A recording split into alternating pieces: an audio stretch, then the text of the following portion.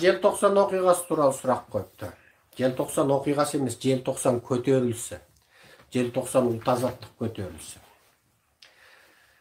Желтоқсан туралы құттықтау айтпадыңыз деген сұрақ есіме түсті. Қазірде де мында жазыпты, желтоқсан туралы неге айтпадыңыз дейді. Айналайын қазағым, 1986 жылғы желтоқсан көтерілісі 2011 жылғы Жаңаөзендегі 16 желтоқсандағы Жаңаөзен қырғыны екеуі де коммунистер жағынан болды. 86 жылғы желтоқсанда да сол коммунистер, оның ішінде Нұрғауын бар. Сол кезде Нұрғауынның бұйрығынсыз олардың ешқайсы атылмайды, сотталмайды.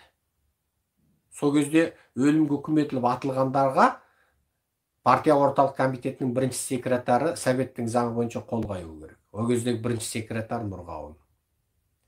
Сондықтан 16 желтоқсан, 17-18 желтоқсандар, 19 желтоқсандар, одан кейінгі желтоқсанды қудалау, қырғындау, оқудан шегіндіру, тағы басқа түрмеге тығу, үркіту, қорқытудың барлығы Нұр коммунистік жүйенің қылмысы. 2011 жылғы 16 желтоқсандағы Жаңаөзендегі қырғын, ол да Нұр коммунистік, Нұрғауындық жүйенің қылмысы.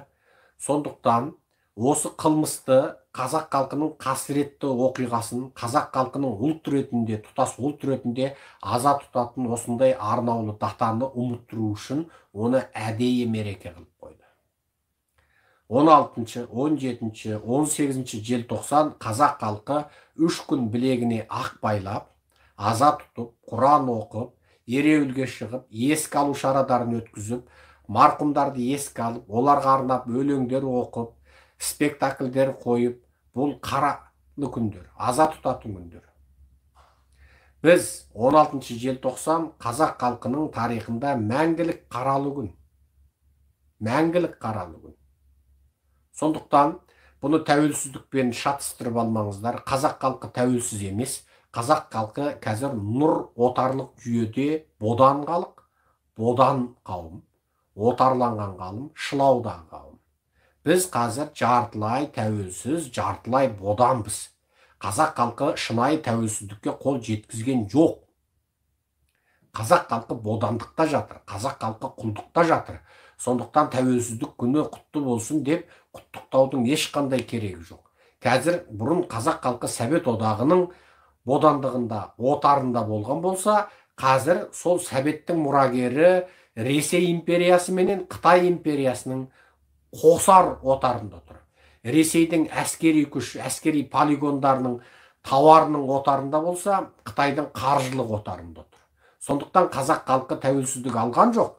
Қазақ халқы бұрын бір отаршының отарында болса, қазір екі отаршының отарында тұр. Бұрын қазақ халқының бір ғана қожайыны болса, қазақ құл болып, оның қожайыны орыс болса, қазір қазақ тағы да құл, оның екі қожайыны болып тұр. Яғни екі қожайынға бір малай қазақ болып отыр. Сондықтан бұл ешқандай да тәуелсіздік мерекесі емес, бұл қуанатын, тойлайтын күн емес, бұл қазақ халқының сағы сынған күн, қырылған күн, атылған күн, жабылған күн, жалаланған күн, қараланған күн, оқ атылған күн, бұл қазақ халқының мәңгі ұмытпайтын қасіретті күні. Ал шынайы тәуелсіздік мынау Нұрғауындық, Нұротандық жүйені аударып, әділ, әділетті, бәсекелі, тең, ашық, жариялы сайлау болғанда, қазақ халқы өзінің адал перзенттерін сайлағанда, заң салтанат құрғанда, бүкіл түрмеде отырған нақақ сотталғандар босатылғанда, нағыз ұрылар мен нағыз қылмыскерлер түрмеге тығылғанда, сонда болады. Тағы сұрақ. Ой, мына сұрақ көбейіп кетті. Оқып үлгермей жатырмын. Доғар ұйқыңды аш деп жазыпты. Оқып жатырмын деп шетінен оқып жатырмын. Көп балалы аналарға үкімет неғып үй бермейді дейді. Үкімет қазақты осындай мұқтаждықта ұстамақшы, үрейде, жоқшылықты ұстамақшы. Өкіметтің мақсаты сол. Мен бұдан бұрынғы лекцияларымда айттым. Қара зеңгілерді, қара құлдарды Африкадан Америкаға тасып келгенде, өздері ырғын өмір сүріп, асқан тамақтарын теңізге шашып өмір сүреді. Қаразеңгілерді әдейі күніне бір кесе су, бір тістем нан беріп қана алып келеді.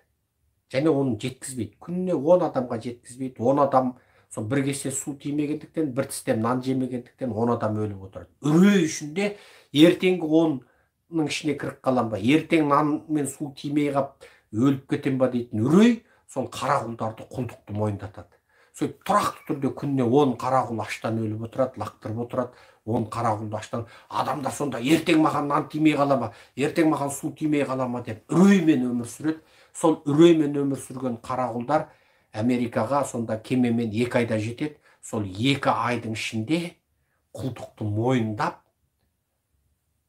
жан үшін арын сататын, таза қанынан өтіп сүйегіне жеткен, басынан бақайшығына дейін таза құл болып шығады екен.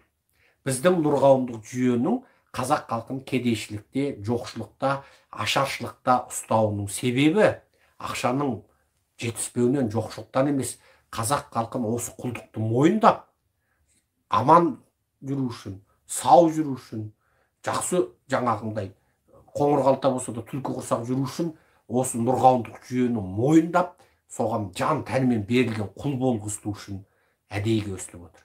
Болмаса біздің мұнайымыз Араптан көп. Бір Атыраудың мұнай Дубайдың 4 есесіндей мұнай. Біз деген бүкіл қазақ іріп-шіріп өмір сүруге жетеді байлық. Әрбір қазақтың баласы туыласағанда $1 миллион есеп шотына салып, бүкіл қазақтың баласы 5 рет Гарвардта, 5 рет Кембриджде оқитын ақшасын мемлекет төлеп отыратын. Бүкіл қазақтың енді бір жеке ұшағы болып, бір танкі хаммері болып, бір әр қазақ 4 тоқал емес 40 тоқал алып, жаңағы ағы, қара, сарысы, көк көз, сары көзіне дейін алып, арабтар құсап бетеп өмір сүруге бізде байлық жетеді. Оны әдейіге бермей отыр. Әдейіге бізге тигізбей отыр.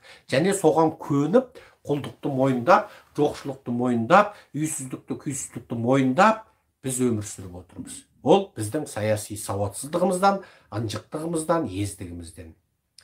Жақсы, 1 сағат 36 минут бопты. Бауырлар, қарындастар, айыпқа бұйырмаңыздар, аман сау болыңыздар. Мен сіздермен қоштасайын. Сіздерде қазір түнгі сағат ойбай 2 болайын деп қалды. Менде 3 болайын депті. Міне, бізде демалайық. Ал, демалайық енді. Далаға шығып келіп, жата қалыңыздар. Аман сау болыңыздар. Құрметпен Серікжан Біләшұлы. Бізде түстен кейінгі сағат 2-ден 50 кетті. 2021 жылдың 13 желтоқсаны дүйсенбі. Аман сау болыңыздар. Сіздермен қоштасам. Барлық қазақ саяси сауатты болсын.